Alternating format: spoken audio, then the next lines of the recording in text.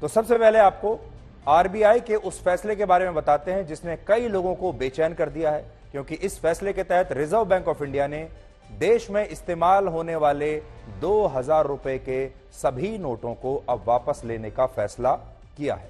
यह फैसला इसलिए बहुत महत्वपूर्ण है क्योंकि इस समय भारत में 2000 रुपए के कुल 181 करोड़ नोट इस्तेमाल हो रहे हैं, जिनकी कीमत 3,62,000 करोड़ रुपए है।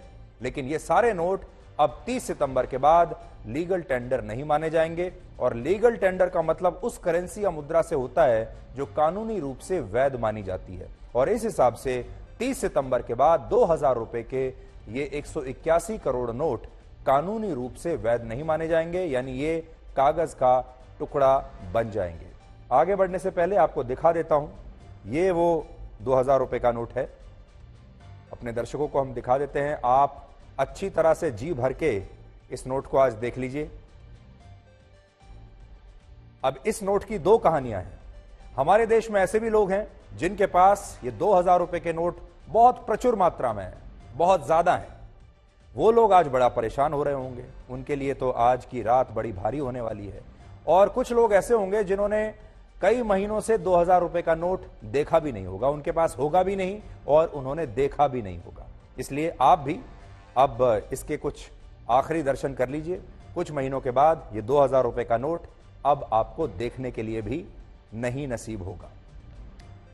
आरबीआई का कहना है कि इस समय जिन लोगों के पास भी 2000 रुपए के नोट हैं, वो लोग 23 मई से 30 सितंबर तक इन्हें अपने बैंक में जमा कर सकते हैं, या वो चाहें तो इन्हें एक्सचेंज करके इनके बदले में 500, 200 और 100 रुपए के नोट वापस ले सकते हैं। इसलिए यह प्रक्रिया, आप एक तिथि याद कर लीजिए, 23 मई से यह प्रक्रिया शुरू हो जाएगी, जब आप देश के किसी भी बैंक में जा सकते हैं और आप इन्हें जमा भी करा सकते हैं और इनके बदले नया नोट भी ले सकते हैं, जो कि 2000 रुपए का नहीं होगा, किसी और डिनोमिनेशन का होगा। और यह काम आपको 30 सितंबर इस साल तक कर लेना है।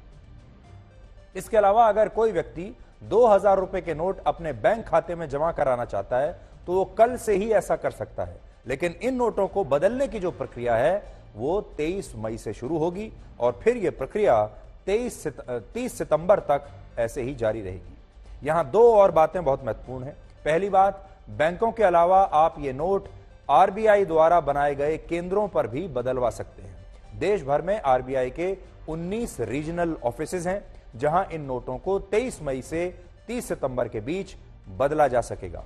दूसरी बात यह कि कोई भी व्यक्ति एक बार में 20,000 रुपए के नोट ही एक्सचेंज करा सकता है, यानी ये जो 2000 रुपए के ज्यादा से ज्यादा 10 नोट आप एक बार में एक्सचेंज करा सकते हैं। यानी अगर किसी के पास 2000 रुपए के 50 नोट हैं तो ये 1 लाख रुपए आप एक बार में नहीं बदलवा पाएंगे।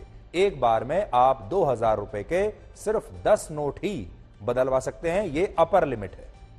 इसका मतलब यह भी है कि जिन लोगों ने 2000 रुपए के ढेर सारे नोट अपनी तिजोरियों में बंद करके रखे हैं, छिपा कर रखे हुए हैं, उनकी चिंताएं अब बहुत बढ़ जाएंगी। हालांकि आरबीआई ने लोगों को पूरा समय दिया है 30 सितंबर तक। आपके पास ये नोट बदलवाने के लिए पूरे 130 दिन हैं।